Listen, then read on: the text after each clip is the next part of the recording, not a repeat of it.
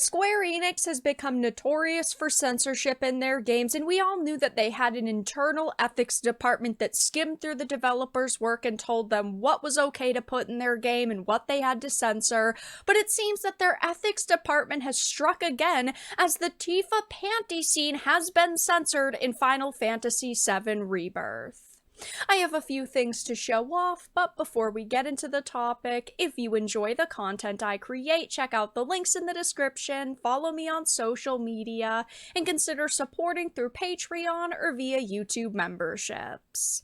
It says, another day, another developer deferring to the overtly puritanical sensitivities of Western activities, this time as it has been confirmed that in a disappointing deviation from the game's original release, the upcoming Final Fantasy VII Rebirth has cut the not feature the comedic scene wherein Cloud takes a specific souvenir from Tifa's underwear drawer. Now, I don't think we all expected them to go in a drastically different direction with this game in terms of censorship.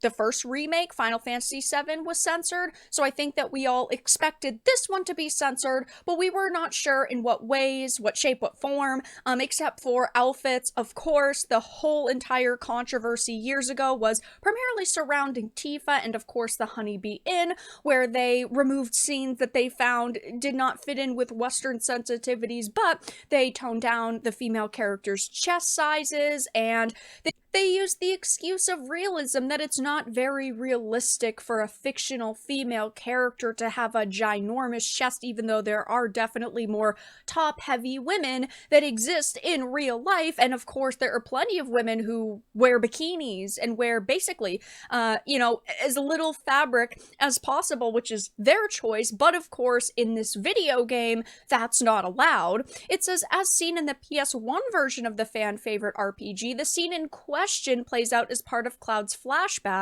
Therein, he recalls to the group that at one point during the visit, he had made a stop over at the home of his childhood friend and current party member Tifa, only to discover she was not currently available. Taken aback by this reveal of Cloud's surprise but ultimately unproductive attempt to see her, Tifa then begins to press Cloud on just what he got up to in her absence, to which, based on player choice, he can admit to having not just spent some time alone in her house, but to also rummaging around her belongings.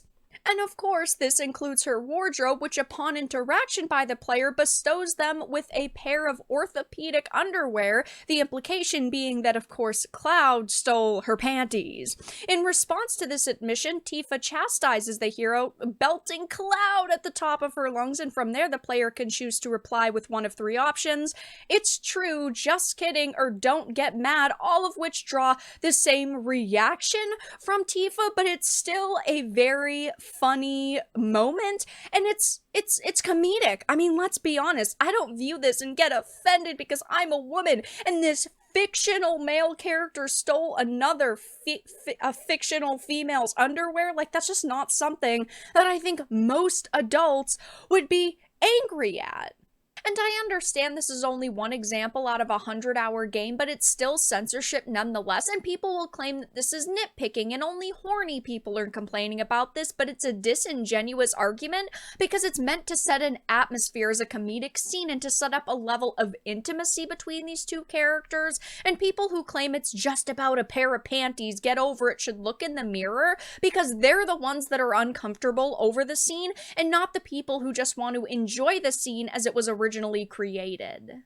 Again, it's a very light-hearted and comedic moment between these two characters who do have quite a bit of tension, but of course this is going to be censored. In Rebirth, per the game's recently released demo, following his inspection of the wardrobe rather than the gift, Cloud is instead met with the question from Tifa, "You went through my stuff?"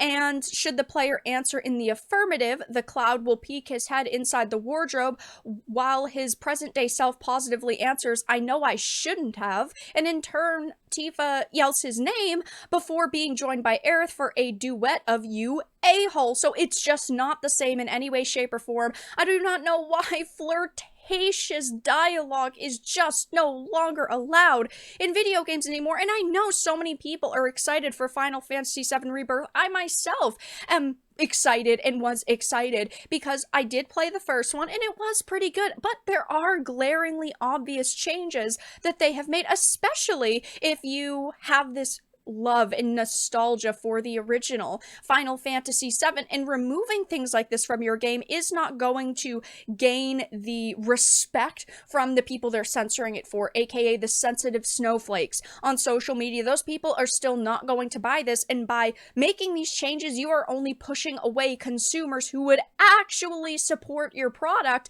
And of course, like I said, this is not very surprising. I know we all hoped that they would make a change and actually listen to fan feedback going from the first to the second, and they would reduce censorship or not censor anything at all, which would have been lovely.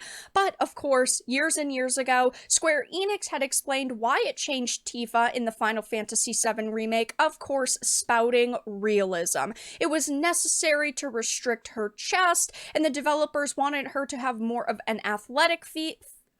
She's a fighter after all, even though there are plenty of female fighters. Look at like female MMA fighters, female wrestlers who end up just wearing something extremely similar to what Tifa is wearing. It's not like her outfit is out of this world. It's not like she's in a straight up bikini. And again, even if she was, it should not matter because we are talking about fictional characters here. But just a few months ago, there was this big discussion around, did Square Enix get rid of their internal ethics department? Because on the Japanese website, they had a page boasting about their censorship in this internal ethics department and the changes that they made to games, how they affect a final product, and that page disappeared, and it is still gone to this day, and there was no English website equivalent to it. But I wonder if they had to get rid of their internal ethics department, but they hired a group of individuals who have been actively ruining the industry and have actively been working with developers to censor their games for what they deem modern audiences. Because if you did not know, on the Sweet Baby Inc. webpage, they do not list out every single project they have worked on, but they list off dozens of their clients, even though there's tons of clients here that we don't have an exact answer what game they worked on, like with Polytron or with Wizards of the Coast. We don't know exactly what Sweet Baby Inc. worked on for them. But one of the names on this list, at the top of this list, is Square Enix. So we will never have a direct answer unless somebody from like Sweet Baby Inc. or Square Enix comes out and says that they worked with this company. But it is very suspicious that the ethics department webpage disappears, but they are still censoring content. So again, we do not know. Maybe Square Enix does have this internal ethics department. Clearly, they're still censoring their own work, so one would assume that they do.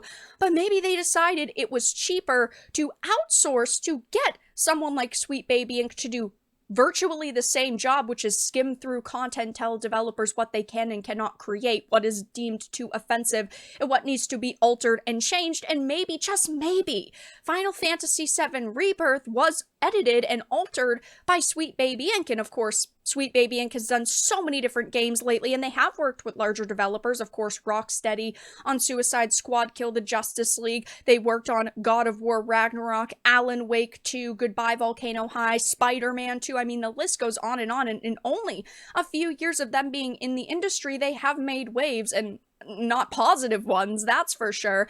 It'll be interesting to see over the next few weeks leading up to release, and once we get to release, seeing what else is censored in Final Fantasy VII Rebirth. It is very unfortunate though, because I know a lot of people were hoping that with this release, they really would have listened to consumers, they would have viewed all the backlash from a couple years ago and really tried to make people happy. They wouldn't have censored much of anything.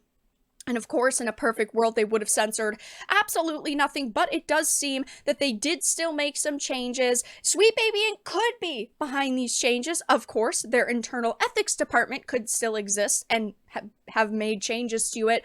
Only time will tell to see if anybody comes out and specifies if they actually worked on this project or not, but it does not matter because at the end of the day, Final Fantasy VII Rebirth does still feature forms of censorship. But that's all that I really had to discuss in this video. Let everyone know your thoughts in the comment section down below. If you enjoyed this and of course found it important and informative, make sure to give it a like, share it, and subscribe to the channel. And of course, if you didn't, make sure to give it a dislike. I appreciate your support either way, but I will talk to you all again in the next video really soon.